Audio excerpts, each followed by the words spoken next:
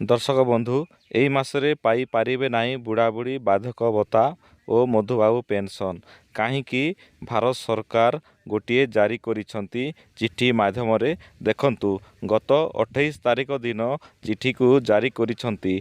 वर्तमान सुधा कौनसी हिताधिकारी को पेंशन दिया जाई नाही। वर्तमान दुईटी किस्ती आसंता मासरे जारी करिवे सरकार कहीं डीबीडी माध्यम रे एई सबू पेंशन दिया होउची सेही माननकु एई असुविधार सम्मुखीन हेबाकु पड़ुची। जो माने दर्शक बंधु हाथ में देउछंती पीओ एवं जीआरएस से माने पाई जाइछंती आगरू 17-18 तारिख दिन।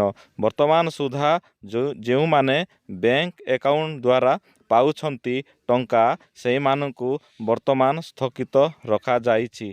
दर्शक बंधु देखंतु एई चिट्ठी माध्यम रे आपनकु अवगत कराउछु।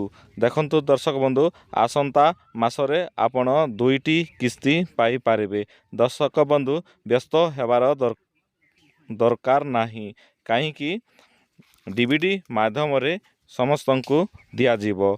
नेशनल पेंशन योजना माध्यम रे एई व्यवस्था लागू होईची। दर्शक बंधु बैंक को जाई हरियाण हेउछंती बुढ़ाबुढ़ी माने सेति प्रति सरकार ध्यान देबा।